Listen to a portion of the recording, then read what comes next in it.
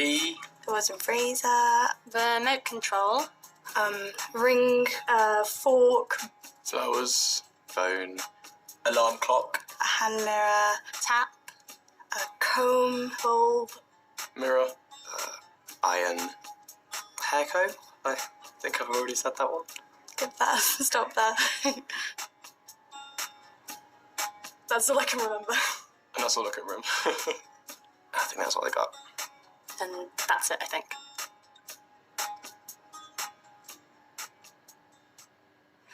I think I did okay on the memory test. It was definitely a bit difficult from the point of view of the time limit to remember everything. But I remembered about 70% of the objects on the paper, so I think it went okay. In the memory test, I thought I would remember lots more than I did. I sort of, when you're looking at them, you feel like they're definitely there and you're taking them in, but definitely not when you're tested on them later. I don't think I did so well in the memory test because the pictures weren't in any particular order, and when there's no order, I think I struggle more memorizing because I didn't know how to learn them as a list.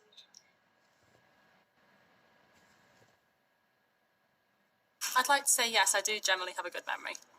In most things. Yeah, I would say that I have an okay memory. I sort of have to repeat something out loud, like a chant, and then I can remember it, or remember the way that a page looks. I think in general I have a good memory, but it's definitely something that I could improve a little bit further.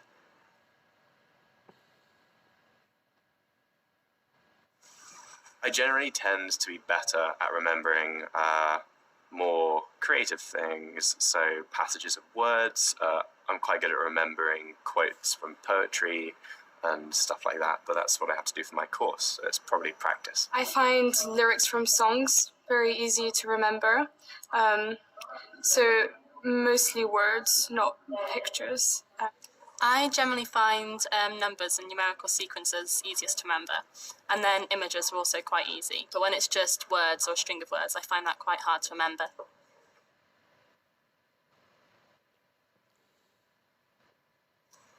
I do a lot of summing up the information, and then I'm quite visual, so I use a lot of mind maps in order to, in a way, map out how my brain thinks about the subject. When I revise and memorize things, I'm a more visual person, depending if I'm listening to an audiobook or whatever, so I can visualize it. When I have a test, I like to color code my notes. I find that really good, and I also have a tendency to group my notes together in terms of what kind of theme certain points cover. So to memorize something I need to know vaguely well, I'll repeat it 3 times to myself, and something I need to know by heart, I'll repeat it 10 times to myself out loud, and I'll do it while I'm walking around my room. And I often associate different gestures with different quotes I need to know by heart. So I often pretend to draw on my wall while I am learning quotes. So I must look a little bit weird, but that's my technique and it's worked for me.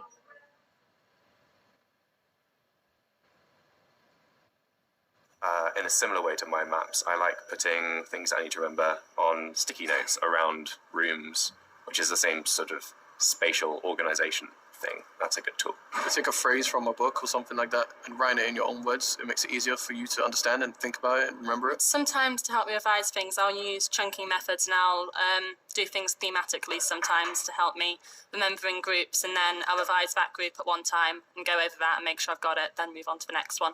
I usually try and keep my notes very colorful to remind me what specific quotes would be associated with which point, for example, but I think it doesn't help me as much as the speaking out loud.